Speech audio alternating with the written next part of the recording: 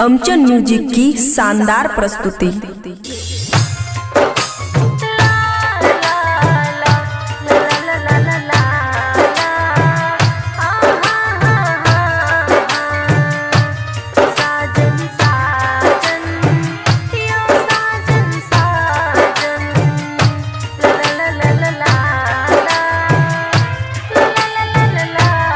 खुशी recording studio बलुआहा।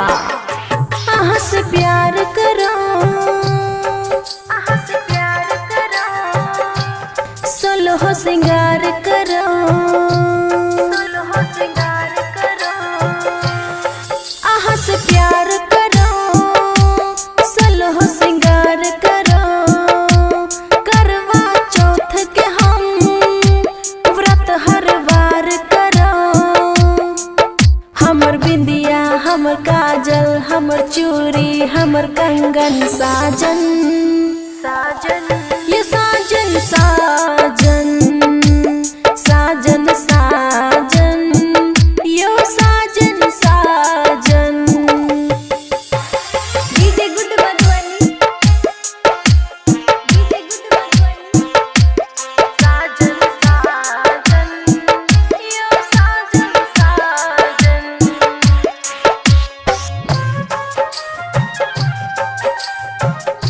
ला ला ला ला ला ला,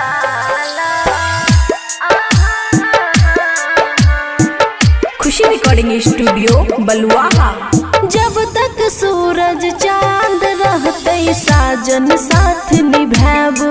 सिंदूर सदा बन के रहब, नहीं हमरा से दूर जाब।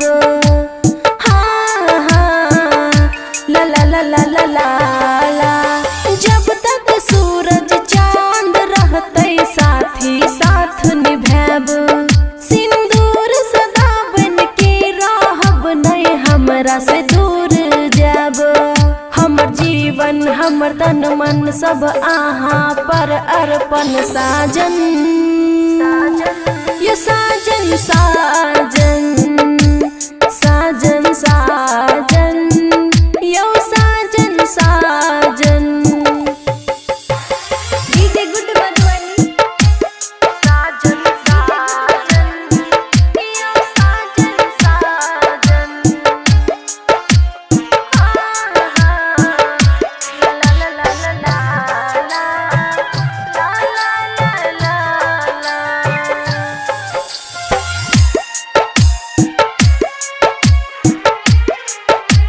हाँ हाँ हाँ, चांद के देखिए चलनी से ता आहा की सूरत पावो। हाथ के मेहंदी रच रच के पिया पिया कहै छै। हाँ हाँ ला ला ला ला ला ला ला। चांद के देखिए चलनी से ता आहा के सूरत भावे।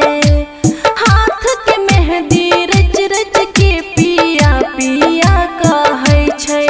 हमर सांस के सरगम आहा से शुरू, आहा पे खत्म साजन साजन, यो साजन साजन साजन साजन, यो साजन साजन।